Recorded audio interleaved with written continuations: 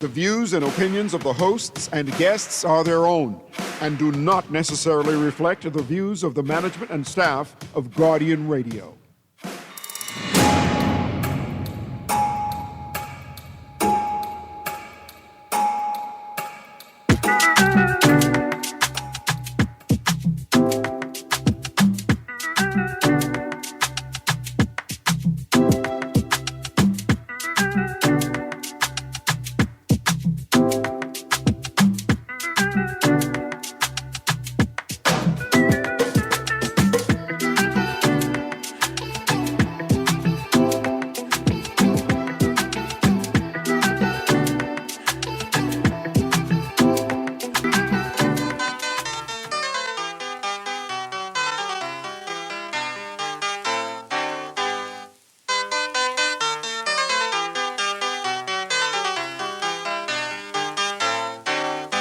Good morning, Mr. Fisher.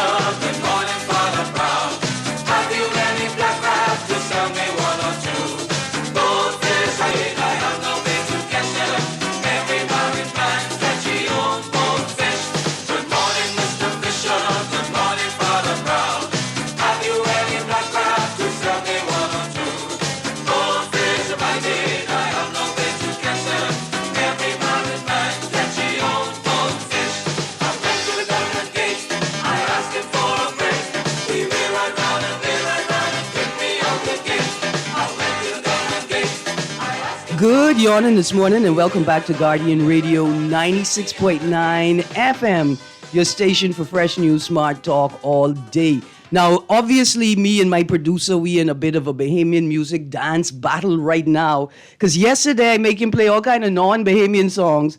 And my boy say today we are playing some Bahamian music. I need a remix. I need some young people to teach me how to drift to that medley. That it sounds like National Youth Choir medley. See the producer saying, Miss, you can't.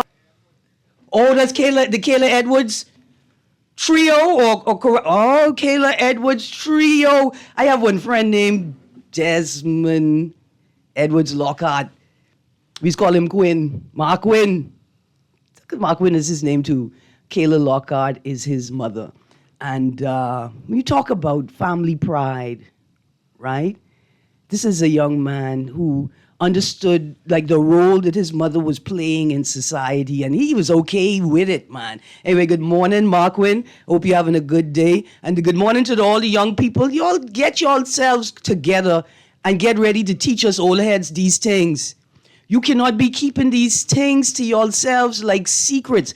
Now, yes, I know you don't ever want to see your Grammy drifting at no party. You don't ever want to go to the Rake and Scrape Fest and you see your Grammy doing the alkaline, baby. You don't want to let us live. You got to let us move along with the time. See, some of us getting stuck. Some of y'all right now, in fact, I drive behind about 3 of y'all this morning who were obviously stuck in 1982. You couldn't get past it. You was driving like it was only 12 cars on the road. But I understand why, because these young people wouldn't let us into their world. The dances. They wouldn't teach us the new language. Like, when you get up in the morning, you guys look at your children, and you guys say, oral points. How much you got? What you doing today in school? You get confused, the enemy. But we get to value what it is we have, and what we have is each other. What we have is each other across generations. And it's so important.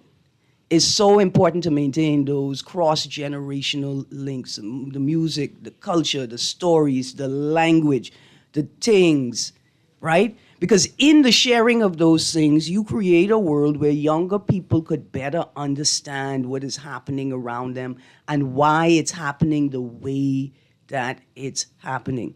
These things are so important. Y'all could imagine me in the studio this morning talking to these young people, trying to explain to them the difference between a merwoman and a mermaid. If you're married, you can't be a mermaid. You are now a merwoman. Can't be out frolicking in Blue Hole in the nighttime. talking about you checking on the fish. I know I checking on the fish, making sure they go to bed. No, you have responsibilities now. You're a mer woman. These young people is looking at me like, you don't know what you talking about, Miss Greene. I don't even know if you could swim. I tell y'all, see, and this is what I mean. I learned how to swim at Montague Beach Hotel. Now, before I introduce any of y'all, tell me, y'all know about the Montague Beach Hotel? No. I've heard stories about it. You know where it was? I'm assuming close to Montague. Huh? Smartness. That's all I know about it. You get a half a point on the exam, right? I learned to swim at Montague Beach Hotel. Montague Beach Hotel was like where the beach is like across the road. Now, I remember Montague Beach before the Whale Tails was there. Y'all remember Montague Beach before they put the... Yes, yeah. I think I'm the oldest one, so maybe. Y'all remember that? Yeah. Vaguely. So like now... So I think most of us here are Family Island-ish. So we're not like fully Okay, so guys... remembering Nassau, how it used to be a full, long time ago. See, that's another thing, right? Like cross-island cultural and memory retention, you know, and how Family Islanders remember New Providence versus how New Providence residents remember New Providence. Okay, I've got 3 young, vibrant Bahamians in studio. We're talking briefly this morning about Brief. Bahamas Reef Environment Educational Foundation. They have a number of activities coming up. We want to get those into your calendar. We want to let you know what's happening. There's a gap year scholarship opportunity coming up we want to talk about. And then when we finish with that conversation, I just want to give you all a little heads up of what we're going to be talking about after we finish this conversation with Brief. Junkanoo groups upset over biased judging system. Lack of GB fire trucks, a state of emergency. Pays $1 million after U.S. firm claims breach of contract. LOI do feel like that's a familiar story. LOI remember talking about something similar to that. Is Moralian asked court to put CCA Bahamas into liquidation. Court orders end to strikes. We got some other things to talk about. But let's start right here. Just a reminder, the Nassau Grouper season is closed and will remain closed until February 28th. The Nassau Grouper season runs from December 1st to February 28th. But have no fear if no Nassau Grouper is there when you're going to go buy your grouper or your fish for your boiled fish, because there are other types of grouper that are available in the market.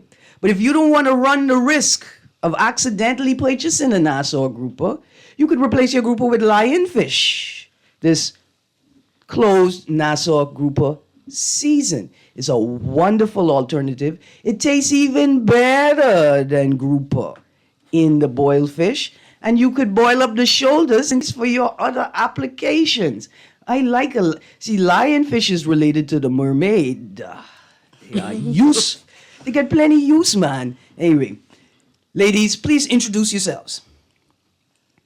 Hello, good morning. My name is Jasmine, and I am the outreach officer at Brief. So I really focus on, taking kids to experience our ocean in a fun and educational way. All right. Good morning. My name is Heather Brockbank. I'm also an outreach officer at Brief, and I do in a similar capacity what Jasmine does, but I also help to direct the BEST program, which is the Bahamas Environmental Steward Scholarship. All right. Hello, everyone. My name is Crystal, and I am the communications officer at Brief, and I'm also the national operator for the Young Reporters for the Environment program, and we have an upcoming competition that I'll also be talking about a little bit today as well. All right, so now, I know y'all didn't expect this question. Which family island are you from? And what fish or marine species is your island's mascot? Grand Bahama is an island too, miss. You from Grand Bahama? No. Okay. I mean, it's an island too. I'm from Grand Bahama. I don't know what our official mascot is, but growing up in West End, we had a lot of near West End, I should say. We had a lot of barracuda that would come in, so our family would be eating a lot of barracuda. That's before people realized it would get them sick. Okay, hold on. So, hold on. So the people were eating it and getting sick and didn't know why they were getting sick, but was still eating it? Or the people in West End know how to eat barracuda, but when the other people caught on but didn't know how to eat how to select the right barracuda, it sort of fell off in West End too? No, people with a trend of eating, oh, this barracuda tastes so good. People who hadn't had barracuda before had bad reactions. Okay, so would you say, the people in West End build up a tolerance Oh yeah, there's some for extra. the barracuda poison. And so they can eat a lot without having the same effect as like a frail Nasuvian like a member of the bourgeoisie like myself. Okay, I understand now. See, that's why barracuda is the mascot. Madam? I would say, well, I'm from Long Key. That's in the Southern Bahamas. HH, I mean, I don't know if you're part of it. I just going to claim you. Sorry.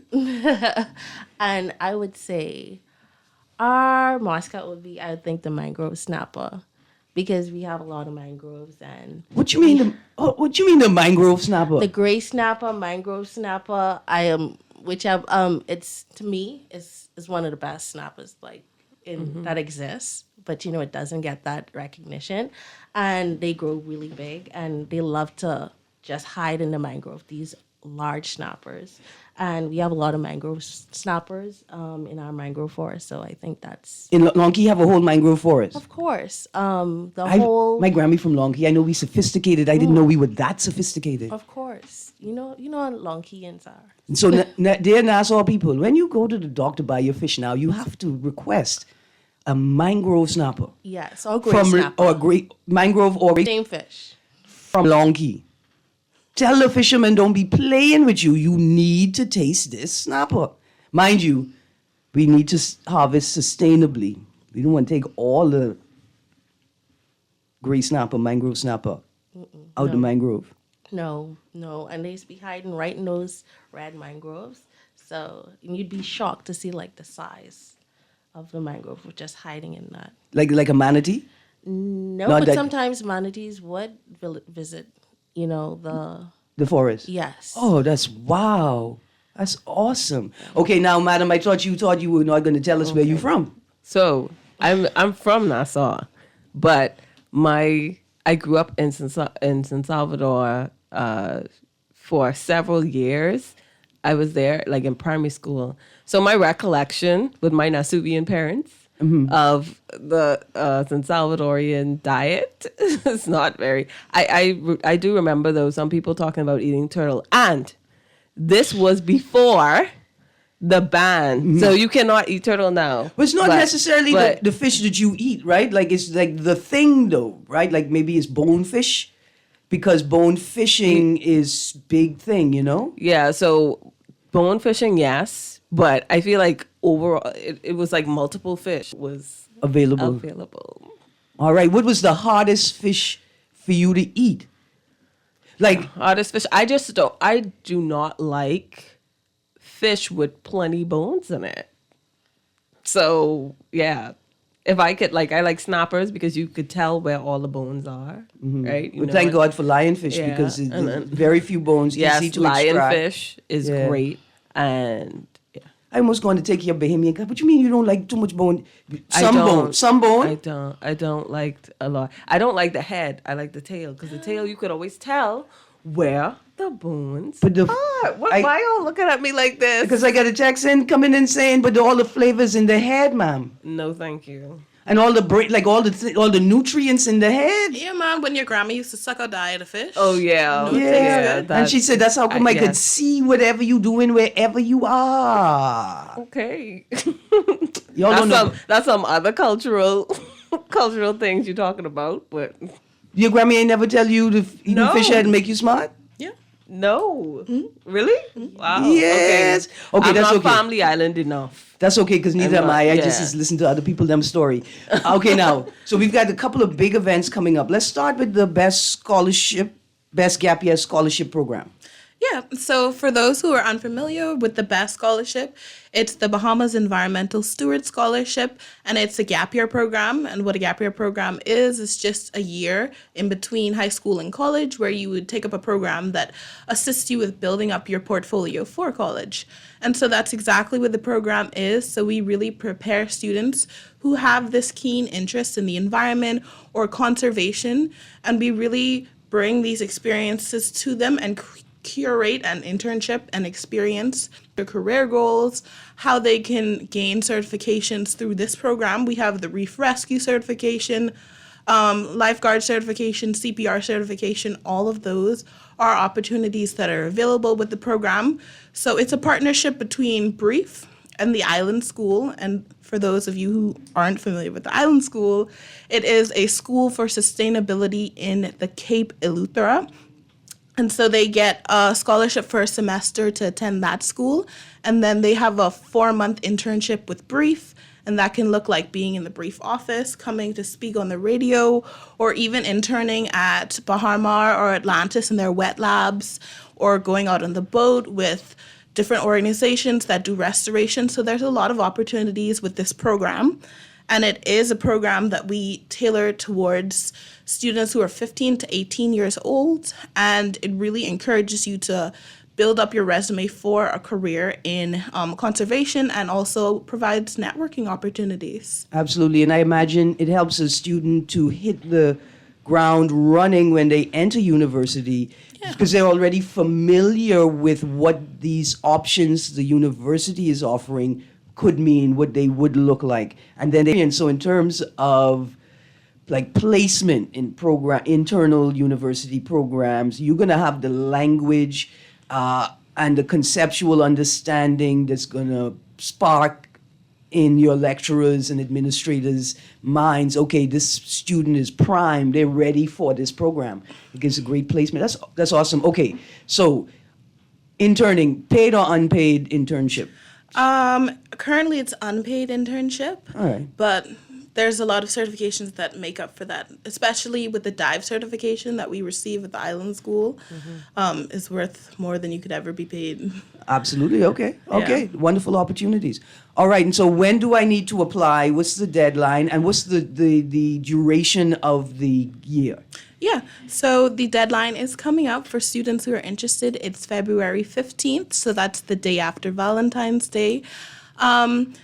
This program runs from August until December, so we would have 4 scholars per year. So 2 would go to the Island School at one point, that's August to December, and then spring, which is mid-January to about May, is when interning. So they kind of flip-flop. So one set interns while the other goes to the Island School, and when they come back, the other set goes to the Island School, and likewise, yeah. Are there any season-specific programming? Like I imagine as we climb towards the warmer months, we may be looking at reef health and reef adaptation to sea climate change, sea temperature change. And then in the winter, we may be looking at something different. Yeah, so in terms of seasonal changes, I would say the main difference is that I believe fall is a bit drier when we attend the Island School. It is a school for sustainability, so we are very mindful of our water usage during that time. And then you're also going to have colder water temperatures. Well, it's going to be even colder in spring. And then different things like interns who start at Brief and then go to the Island School might have to do their Reef Rescue certification afterwards. But those are small things because we're always excited to interact with students and to ensure that they have as many opportunities as possible. And then we also have opportunities for afterwards where they can intern in the summer with us. All right, awesome. Okay, so what's my registration? February 15th. So applications Right. have to be in. Everything has to be in February 15th. Where do I need to send it? They can find applications on our website at brief.org. You can find information as well as the application portal. And if you need any assistance with the application or if you need to ask questions, you can email brief@brief.org, and we check that email every day and respond to questions every day about applications and programs. All right. Okay, now I was on Brief website last night, and I see an event coming up February 1st. It said YRE video competition. Okay, so that's February 8th. Oh, it's February 8th. It's February 8th. And that's on a Saturday, and that's the workshop coming up that's one of the last workshops coming up ahead of our National Young Reporters for the Environment competition. And I want everyone who's listening now to know that the Young Reporters for the Environment competition is not just for people for students who want to be reporters or who want to be marine biologists. It is for all students who are interested in conservation and has about using their voices to tell these important stories about our environment here in the Bahamas. Mm-hmm. And it is the Young Reporters for the Environment competition. Deadline is the 7th of April, 2025. Students between the ages of 11 and 25 years old can go on our website and they can register for the competition. And all of the instructions is on the registration page for everything you want to do. So students can write an article as an entry. They can do a 5-minute podcast. They could do a video, or they can do a photo with a caption. A 3-minute video or photo with a caption. The essay/article has to be 1,000 words. So it's not like a whole bundle of stuff. And we're also working on prizes for first, second, and third place. Mm-hmm. That's how it's looking now. But I would encourage people who are interested in the competition and want to learn more.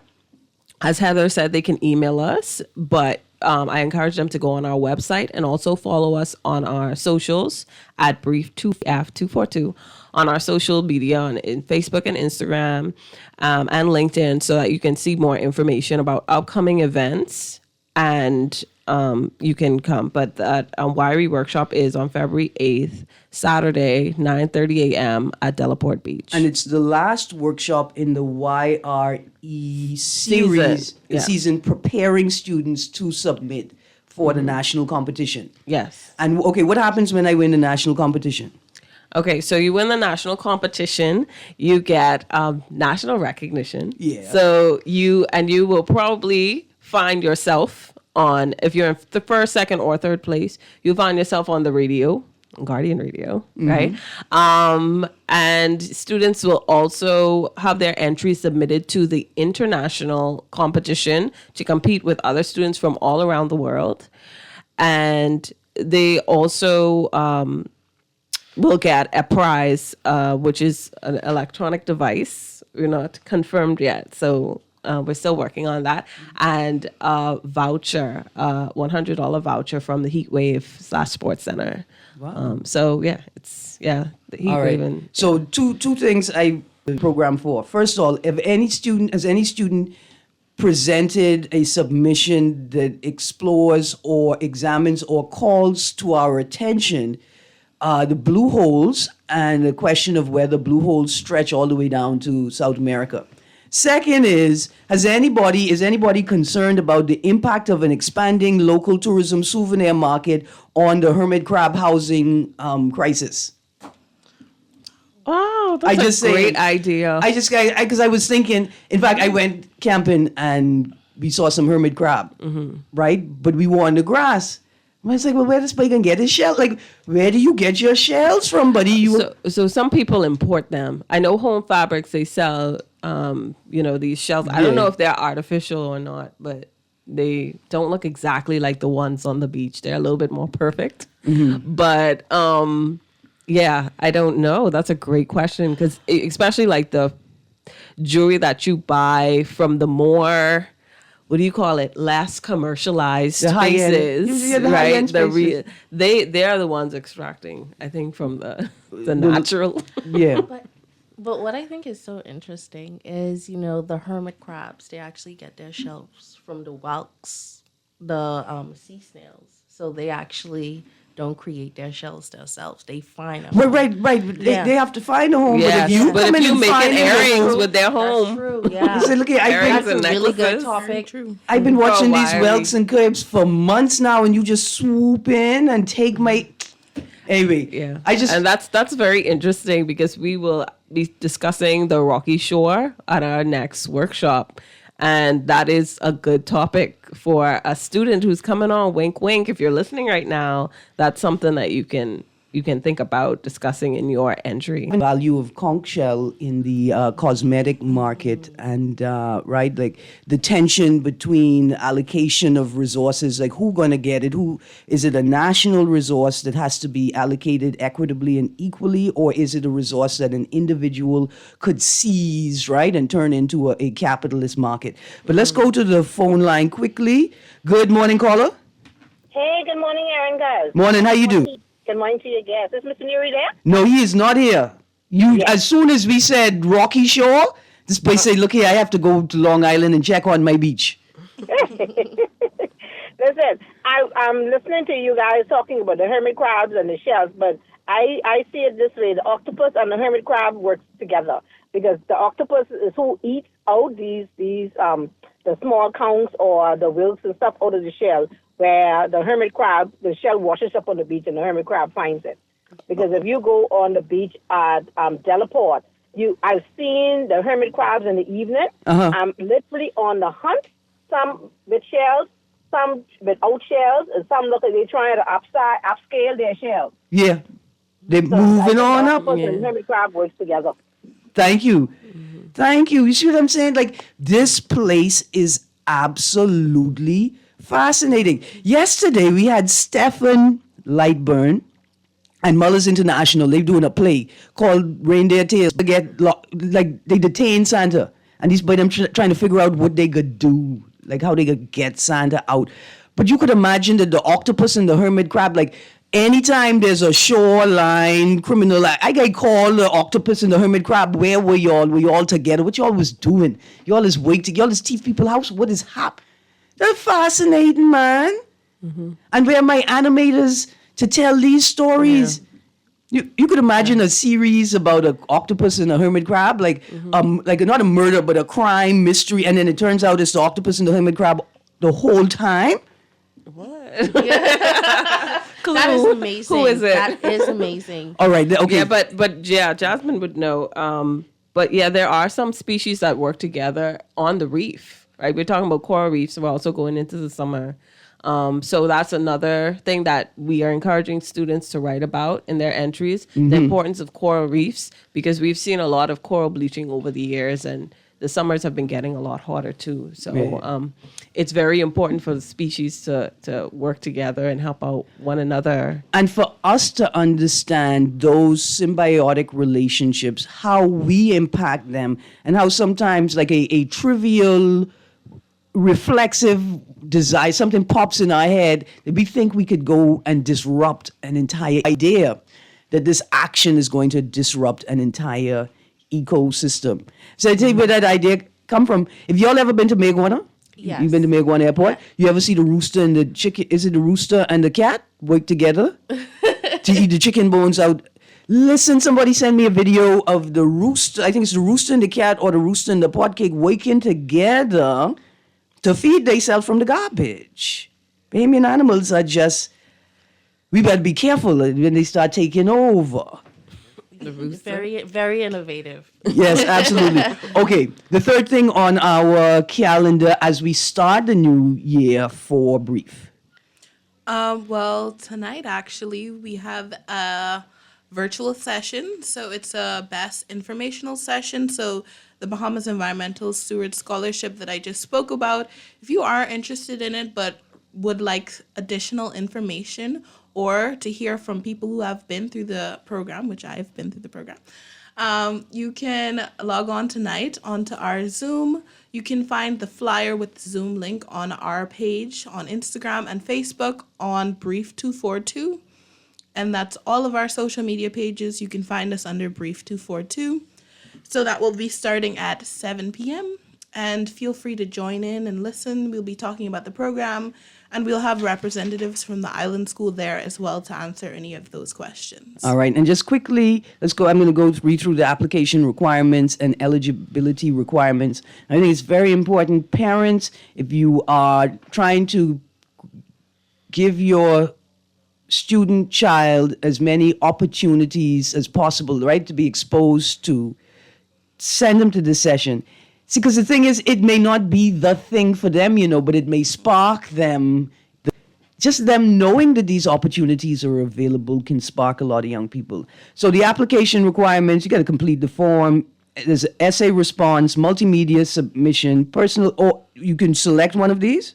Yeah, either or. Either or, essay response, multimedia submission, or personal video, teacher and personal recommendation, official high school transcript, application fee, copy passport size photo, and completed financial aid application if financial aid is required.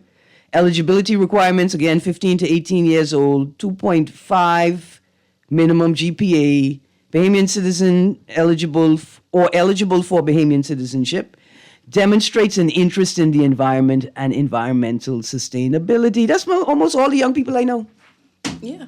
Yeah, I mean, it's an easy fit. We live on an island. If you've been to school, like you've learned about a lot of these things already. So that's the foundation. And we are always here to help. We want to stress that if you are a student and you want any more information on the Young Reporters for the Environment program, the Young Reporters for the Environment competition, our field trips, our the Bahamas Environmental Steward Scholarship, any of these things, you can reach out by emailing us at brief, BREEF, at brief.org.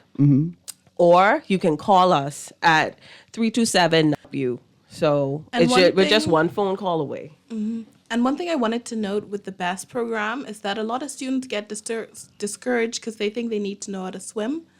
And this is not a program where you need to know how to swim. You just need to be comfortable in the water.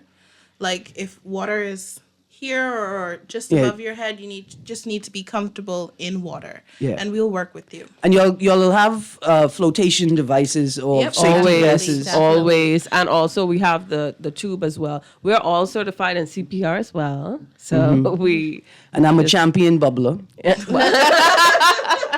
World acclaim. Open ocean free floater. It's the best float. I could float from here to Elutra. Y'all mind me. Right. So y'all looking at me. Float or drift. And what I do like about, The young people say I'm not allowed to drift. Yeah. I know what I really like to stress about these programs, it's really fun. We get to go in the environment. We get to the next conference is going to be on Delaport Beach. We're going to go on an exploration. What do you mean next conference? Like the wiring workshop. Okay, because when the old people say conference, they sound so formal. I for it. Next wiring Whatever you want to bring your workshop. briefcase to the beach, that's up to you. Yeah. Wiring workshop, like Crystal said, it's going to be on Delaport at low tide. It's going to be so interesting at that point in time. So I do urge people, it's going to be a fun experience. If you see the look on her face just now, the excitement, I said to myself, I bet you bikini bottom right in Delaport, right? Like I bet you It really is. that's what the environment is like down there. Right. All right, let me read through some text. Producer, let's prep for the break. And LOI, I do believe I have to get into some other news this morning, ladies, but we will continue to promo these events, especially this scholarship opportunity. When I was young, a gap year was a year you took off so you didn't have to do anything. Now these young people are like, look here, let's take advantage of this gap year. And you don't have to do anything formal, but why not prepare yourself for the next year? Yeah. While you chilling. Okay. Thank you, texter. The texter say they want to know what's going on in Bimini. Oh. No, for real. No. They say the best stuffed bonefish they ever had before in their life was from Bimini. Oh, wow. Right? Oh, yes. So Bimini has a lot of mangroves. They do. And so there has been throughout the years a lot of environmental pushback on developments, because Bimini is a hotspot for development, like resorts, marinas, things, because it's so beautiful. Yeah. But they are known for mangroves, so it's not surprising. The environmental ecosystem is so valuable. Yes. So I'm realizing now that there's actually, so you're telling me there's a real distinction in flavor between a mangrove and an open ocean fish?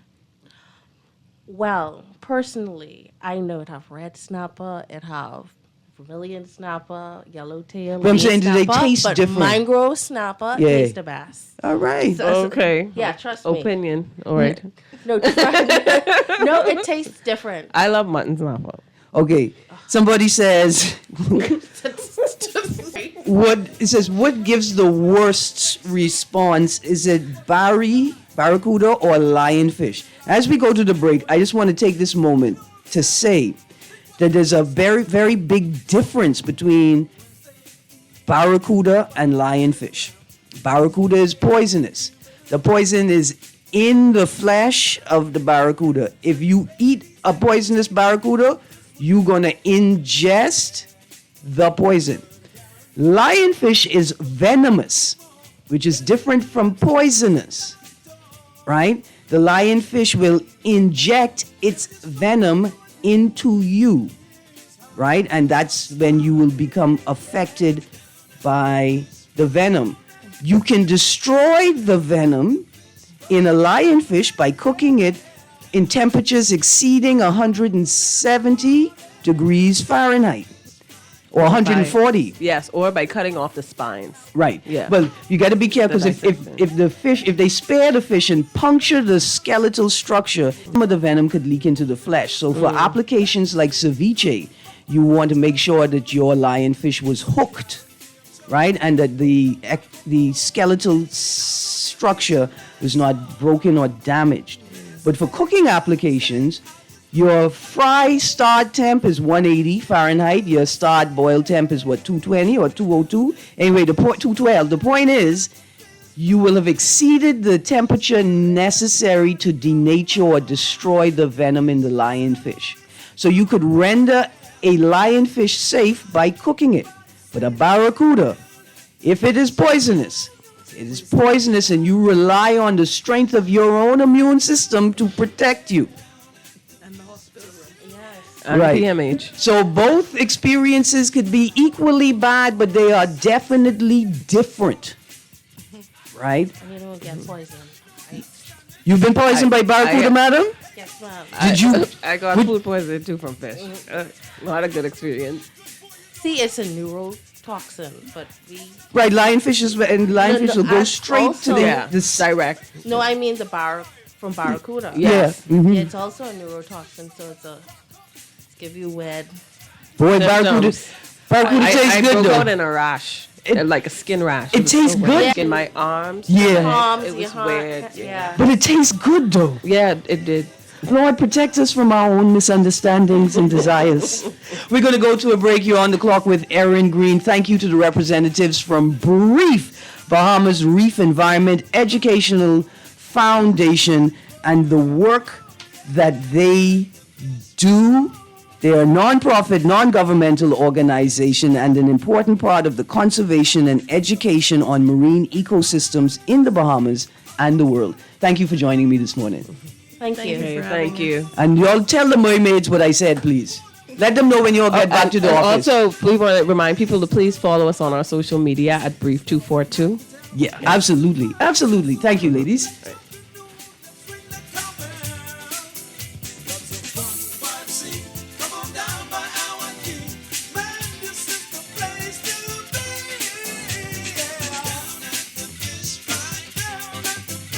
Just sign in and have a seat, please. They'll call you in for your x-ray shortly.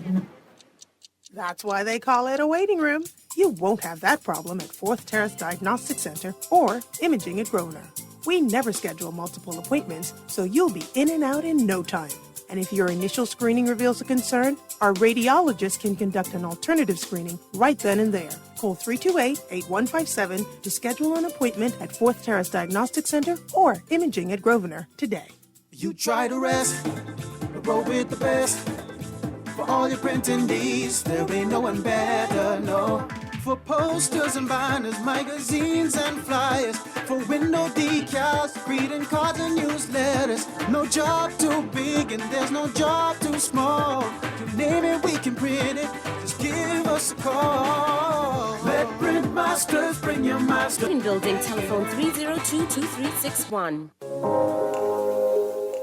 Love the show? Want to give your support? Become a sponsor today. Call 302-2300 for our rates and packages. That's 302-2300. Become a sponsor on Guardian Radio 96.9 FM. Fresh news, smart talk, all day.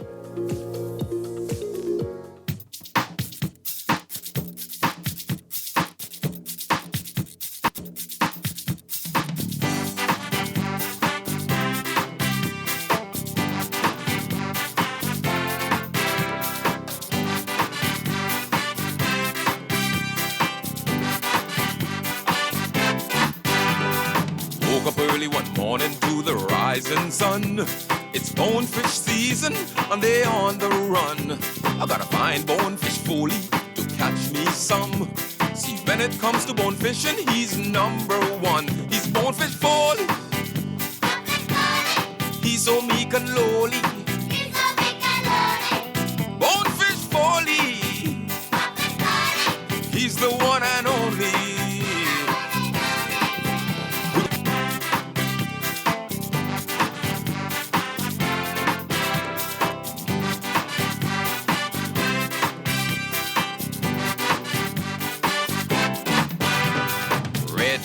Shallow flats and garden key are his drops in the bite. He say that's where they does be. For many years he been taking out celebrities like U.S. President Nixon. He's legendary. He's bonefish folly. Man so meek and lowly. Bonefish folly. He's the one and only.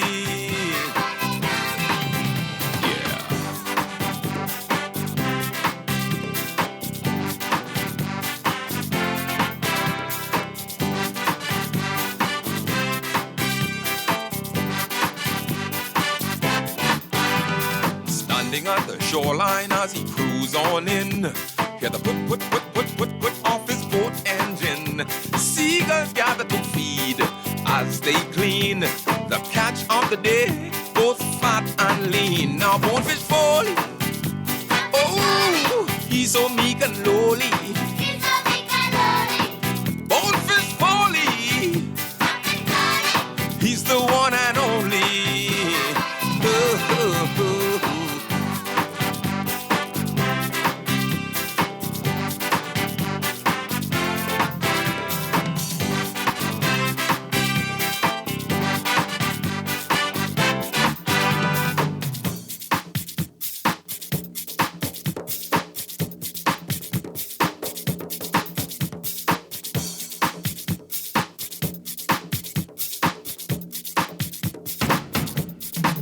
Said I was born in Andros, but I live in West End. I'm on the sea almost every day, God send. If you come looking for fun and a place to rest, just visit Love. Good morning and welcome back to On the Clock. That's a wonderful conversation with a great organization doing great work, and in particular providing opportunities for students, for young people to develop careers that allow them to work in the Bahamas, to work with the Bahamas, to help the Bahamas, and that's all you could ask for. All right, as we end the show, let's go through some of these headlines quickly. I'm hoping that Mr. Nuri is also going to pick up some of these headlines. The paper is full with them. And I'm looking at one right now. Skydive license delay on police probe into threats. It's skydive license delay on police probe into threats. The Bahamian aviation regulator yesterday revealed it will not approve a skydiving excursion provider's license to operate due to a police probe into recorded threats he allegedly made to its officials. The Vard Francis Civil Aviation Authority of the Bahamas, that's known as CAB, chairman told Tribune Business it will not grant a license or permit to Vance Johnson and Skydive Bahamas Adventures until a matter that is now under Royal Bahamas Police Force investigation has been, quote, we're not going to be dealing with him until he comes in and addresses the threats of death that he made against our director and other members of staff, and a report has been made to the Royal Bahamas Police Force, so they will have to deal with that matter. Close quotes, said Mr. Francis, chairman of the Civil Aviation Authority of the Bahamas. Maybe tomorrow I want to pick this up. I think it's an interesting discussion. Is the Bahamas ready for skydiving? Let's take away this legal part and part about the license.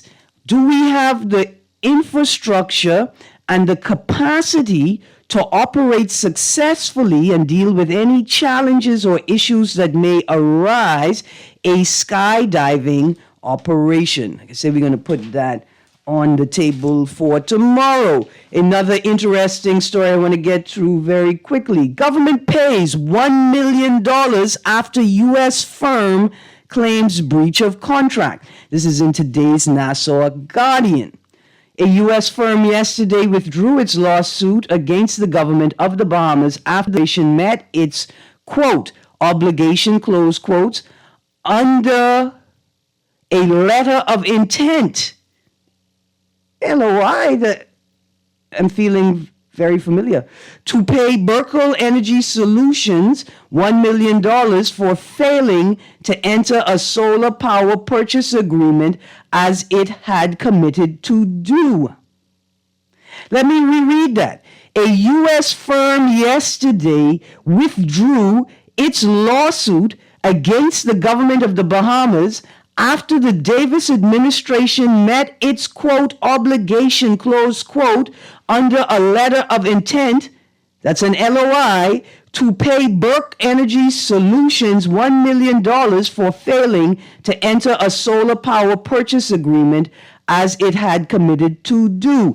Full stop. Who is writing these public-private agreements? Is it the same person who's writing the Prime Minister's speeches?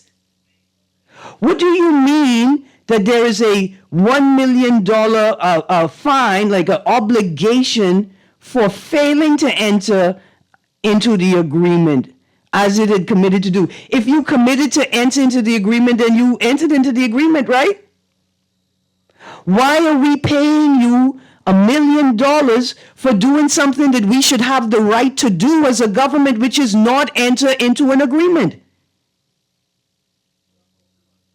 The government has fulfilled its obligation under the agreement, close quote, said Edric Patrikoff Jr., attorney for Burke Energy, responding to a Nassau Guardian inquiry yesterday.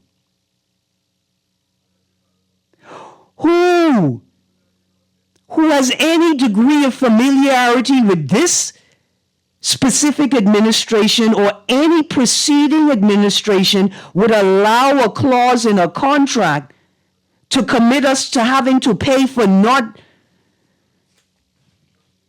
deciding to not contract with said company? Like, where do you go to get these jobs? Where is the application form for that job? Because I could do that. I could do that. What is it? Do I just close my eyes and pretend like I don't see what I see? That's that music again. Ah, boy, it's so sweet. Another headline, these two headlines as well. Junkanoo groups upset over biased judging system.